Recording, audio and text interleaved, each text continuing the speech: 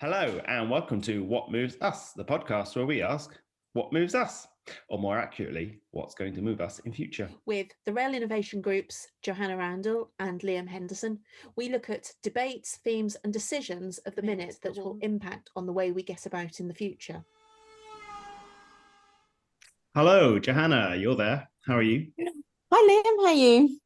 I'm good. You asked me how I was and I didn't answer, did I? I'm going to say it's cold in Scotland and I'm contemplating lighting the log burner. Every time we have a podcast, you always say how cold it is up there. I know. It's because I'm a southern softie.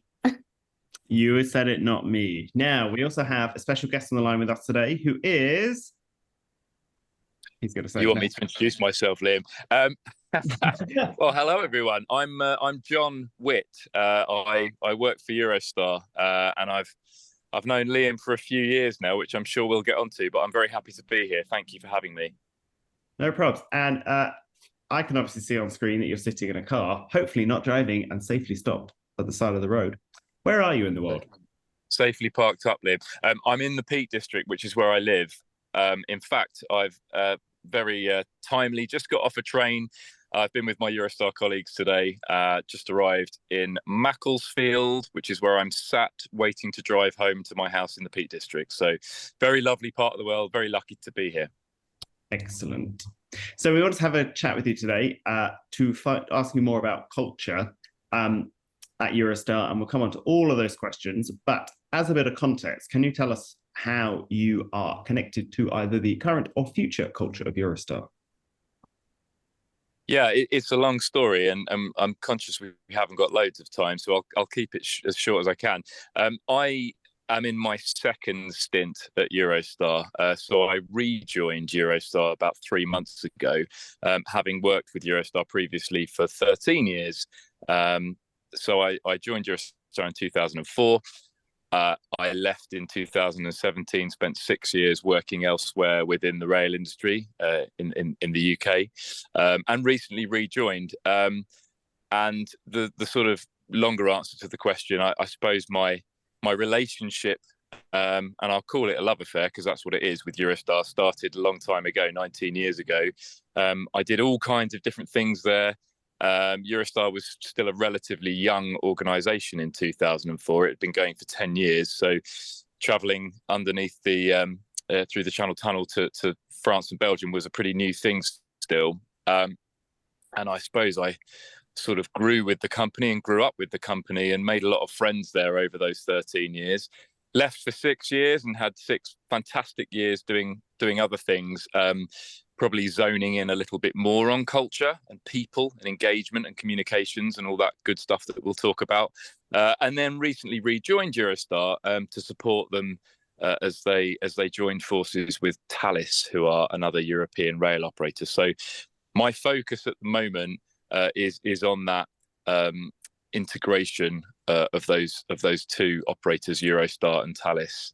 And I can talk as much about that as you want me to, Liam, because it's my specialist subject at the moment. Right. Okay.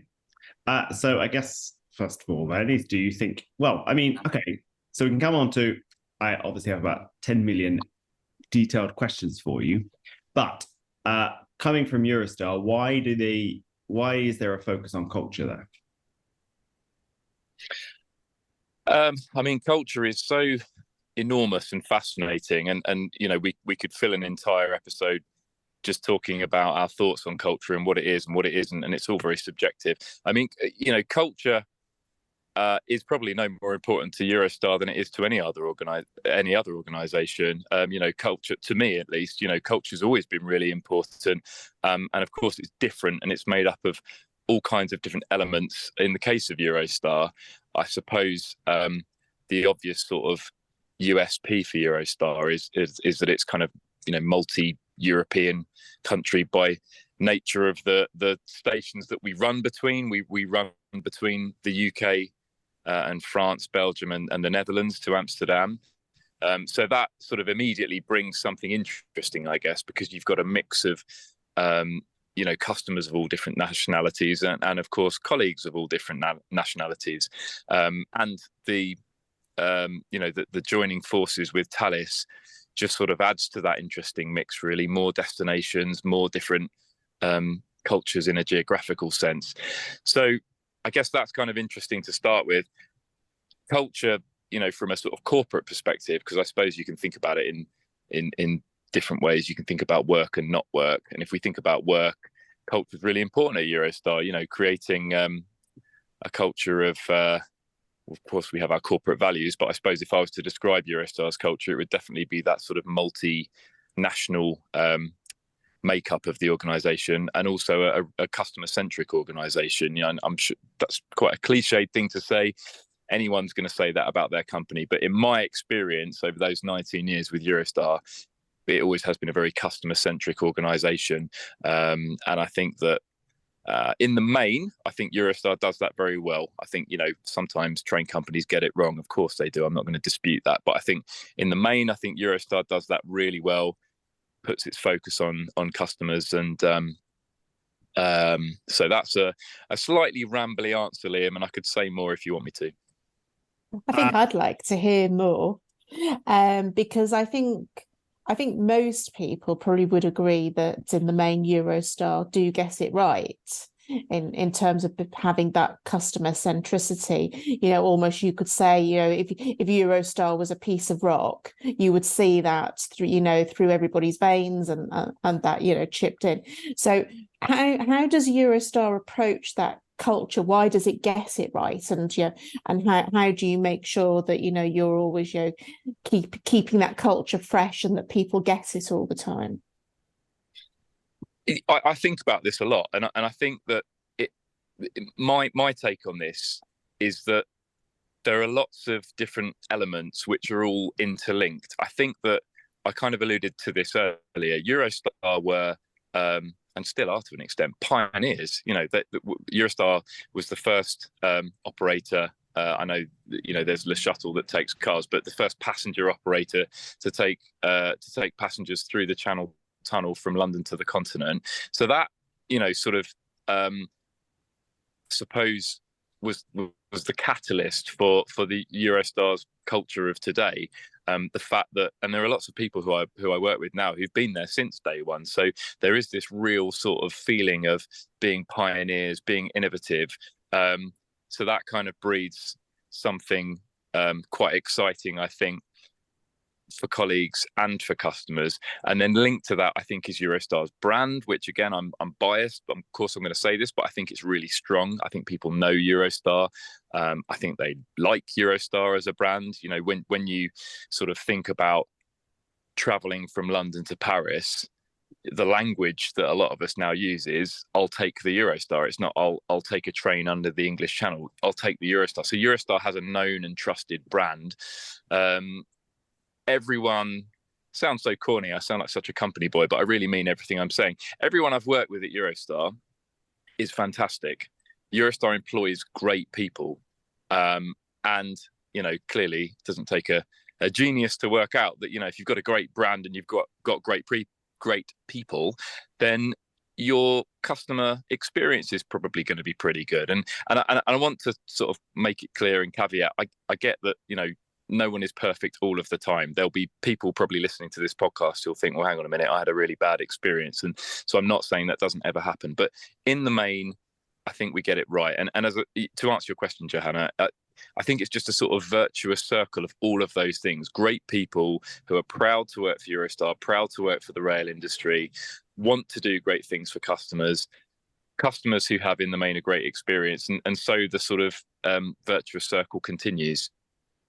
I kind of got two questions. I think one of it aligns to what you were saying before, because in terms of focusing on you employ great people, does part of that come from being able, because the talent pool you're looking at and because of language requirements is that your talent pool is so much greater, so that you can get that diversity of, you know, of getting great people. But also I was also wondering, as you know, as well, and this might be a bit controversial, is because particularly in the last couple of years, everybody talks about with GBR, the success of GBR will be about changing the culture. So what lessons do you think GBR or any organisation in rail could learn from the approach that Eurostar takes? Now's probably an opportune moment to point out, as I think you probably both already know, I worked for GBR, or to be specific, GBRTT, the transition team, for probably a couple of years. I didn't sort of cover my time away from Eurostar, but that was how I spent a couple of years. So it's an interesting question, and I have a bit of an inside view from both camps. To answer your first question, Johanna, about Eurostar attracting great people, talent pools, etc. The language can be, or the sort of requirement or preference to speak a foreign language can make things tricky, actually, because there are some great people who I've worked with in the UK rail industry who don't have a language. That doesn't necessarily preclude them from working for Eurostar, but having that language definitely helps.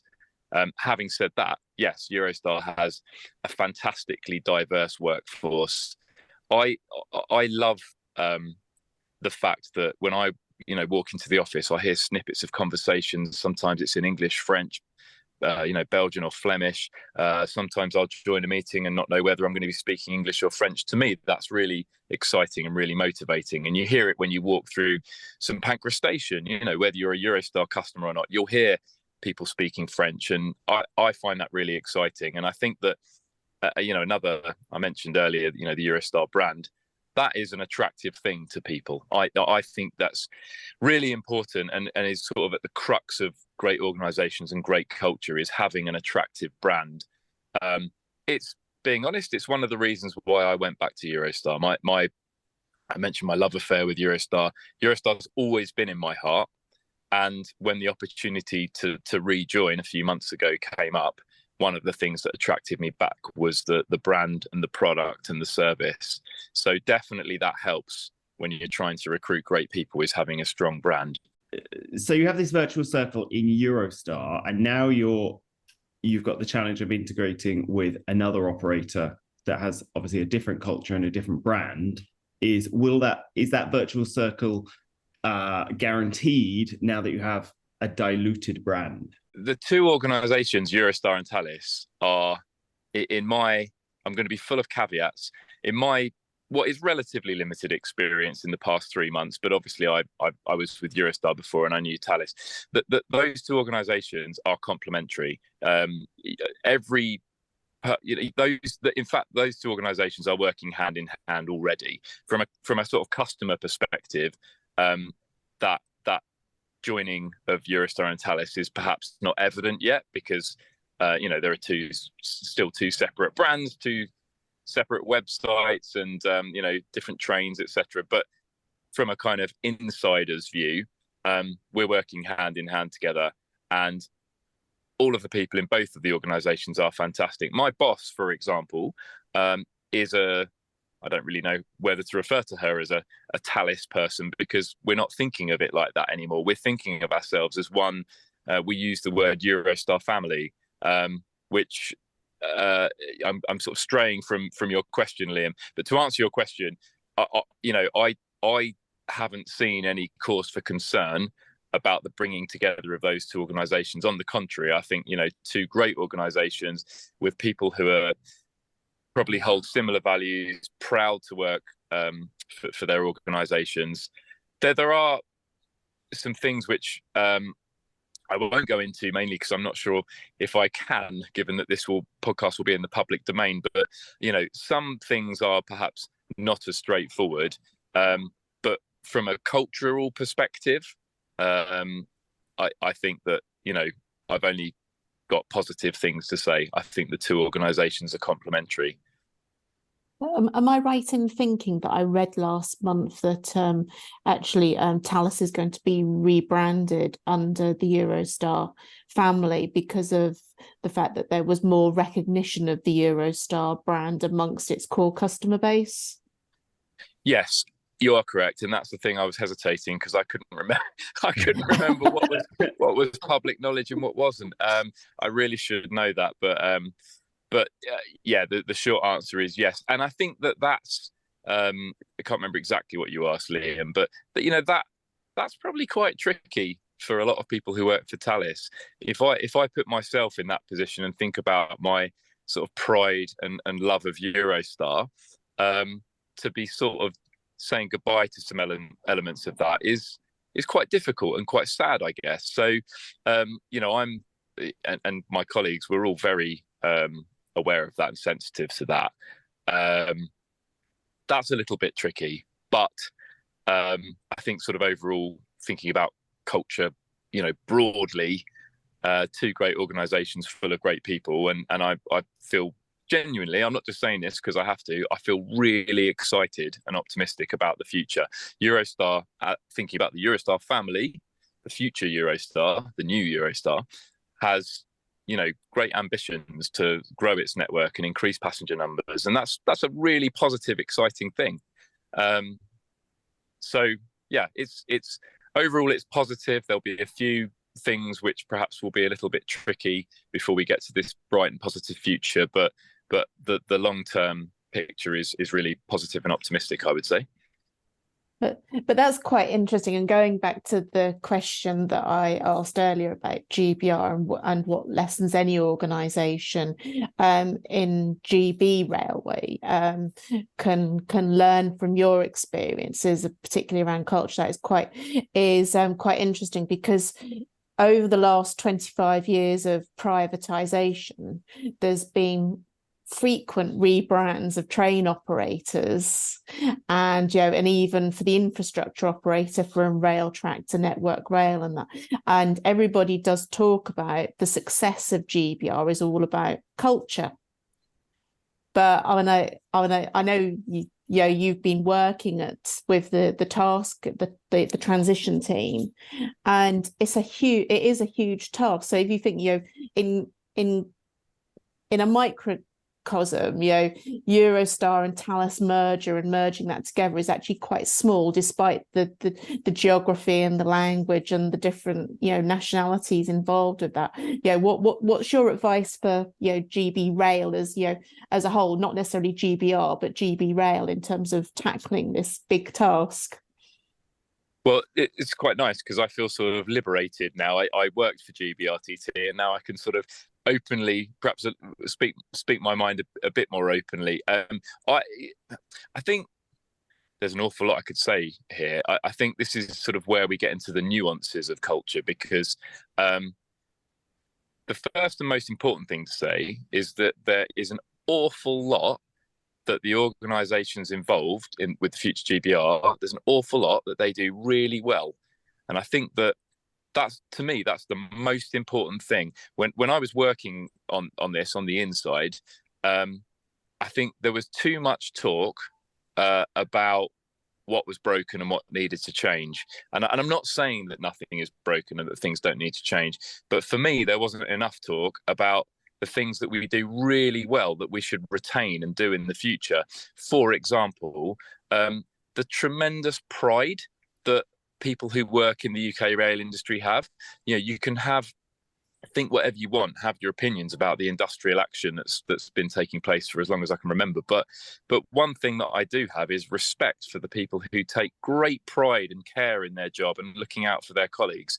And I think that's true right across the industry. Again, genuinely, everyone I've ever encountered in the UK industry does a fantastic job and takes great pride in their job. So I think that is something to sort of hold on to and really dial up. I also think that having a sort of single culture for the UK industry is unrealistic. I think that you quite rightly mentioned, Johanna, the scale of it. Eurostar comparatively is a much smaller scale, far fewer numbers of people involved. And Eurostar's strength, and I spoke about this, is its diversity. It's diversity of people. It's diversity of thought, diversity of values. That's good. We should keep that. In the UK industry, it's enormous, and there's geographical differences and different working practices, different job roles. There's engineering roles and station and onboard, etc. Well, of course, people are going to feel differently within those subcultures, and for me, that's fine. That's okay. Embrace that. Use that as a strength, and channel that diversity to be to be a strength. But this is all kind of everything's wonderful, isn't it? I mean, of course, not everything's wonderful. Otherwise, we wouldn't be looking to change the UK industry and form GBR. And I'm not going to kind of, rake up. You could read the Williams-Shapps report or whatever it's called now, the Plan for Rail, and read for yourself about, perhaps what could have been done better and what needs to change. There are things that need to change, but there's also a lot of good stuff. And I think that, I suppose my two sort of conclusions would be: one, don't forget the good stuff, hang on to that, continue to do that well, and two, embrace the diversity. Don't try and create one single culture with a load of GBR robots. Not that anyone's going to do that, but I'm using quite extreme language. But embrace the diversity and the differences that we have, because actually that's what makes us great. John, we normally follow up with a piece of advice for either a supplier or someone in the industry. So what advice do you have for young people thinking about joining the industry? Well, this is something that I spent an awful lot of time very close to. So I'll try and keep it simple. Firstly, the rail industry is a fantastic industry, and it is a diverse industry in terms of the careers available. I think that one of my frustrations, and I guess I'm talking about younger people, school age, is the sort of misconceptions about rail, that it's when I tell people I work for the rail industry, people say, "Oh, do you drive trains?" People forget that there are careers in marketing, in communications, in law, or whatever you interests you. There is a career for you in rail. I firmly believe that, and I think that rail needs to be a bit prouder about what a great industry it is and about the diversity of careers available. And my second thing that I always say is, and I suppose this is true to anyone in any career or industry, is that it's okay not to have a plan. My career, I've never had a plan, and I've kind of wondered where opportunities have arisen, and what feels good at the time according to my own life situation, having children or whatever, and that's fine. And rail, I think, is really good like that, about presenting opportunities to people to sort of diversify and try new things. And if it doesn't work out, that's okay, but actually it might lead to something great. So for any young person, or not even necessarily a young person, maybe someone who's at a bit of a career crossroads, it's okay not to have a plan. You don't need to have it all mapped out. I have diversity underlined about 5 times on my notes. The word of the hour. You're very welcome. Thank you for having me. And thank you. I feel we could have gone on for a lot longer. We definitely could have done. I'll come back anytime you want me to. But thank you both of you. It's lovely to speak to you, and have a good rest of your day. Thank you. You too. Well, that was quite the chat. Diversity.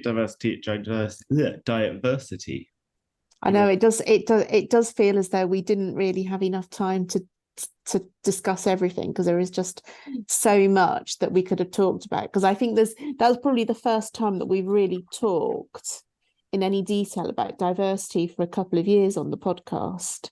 Probably when we were in the infancy of our podcasting career, at the first Trailblazers reception. True. Of which there was one a couple of weeks ago. But the thing I found interesting, particularly at the end, and also the way how the conversation went all the way through, when we got to asking John what he thought about the message to young people could be. And I never really thought about this myself, because we often have these conversations that nobody ever deliberately joins the railway. It's not a conscious decision. And part of what we're trying to do is get people to consciously make that decision. But of course, the best thing about rail is that you can build a career. There's a job for everybody. Even if you don't know what the job is at the beginning, or you join as something completely different, you can make a career out of it. And what's great about rail is its flexibility, is that you can start as somebody on a train, as I did, or in a depot, and you can go on to station manager, you can go into head office, you can go and work in the supply chain. I mean, like, the possibilities are endless. I mean, like, even at my dizzy age, I could even think about having an apprentice and becoming an engineer now if I wanted to. I think that's the thing, is we don't talk enough, but we talk about, you know, we don't make it simple for people, but actually once you're in, the barriers to entry are quite low, and it's quite easy to diversify and try out new things all the time and move around, not just the UK, but around the world with a career in rail. And we don't actually sell that enough, I don't think. Yes, I mean, I'd advocate for the topic I normally bang on about, which is that not all jobs in rail need to be called rail jobs. So you can go be a software developer, you can go do accounting. They are in the industry. They are not traditional rail jobs, and they are also available and accessible. I think I did see LNER advertising for an AI specialist before Christmas, maybe. And I'd never thought I'd have seen that in my lifetime. It's coming sooner than you think. I went to a conference on AI yesterday. I would have liked to have gone, but you know, my cat is expecting any moment. Also, you're in Pitlochry, and it was in. I am, but I am travelling a bit at the moment. But no, it was good. I still have diversity. We need to cover, I think, in our next podcast, we will do something more about diversity in the supply chain. And I would suggest how diversity in the supply chain and the culture in rail helps deliver access to a diverse range of customers. yeah, I think that's a really important point to make, because, as you know, a lot of the work that I do is around walking in people's shoes. And if we all have the same experiences and we don't have that diversity of thought and that diversity experience, how can we truly reflect our customers? Right. We shall research and talk more. Nice to see you. You too.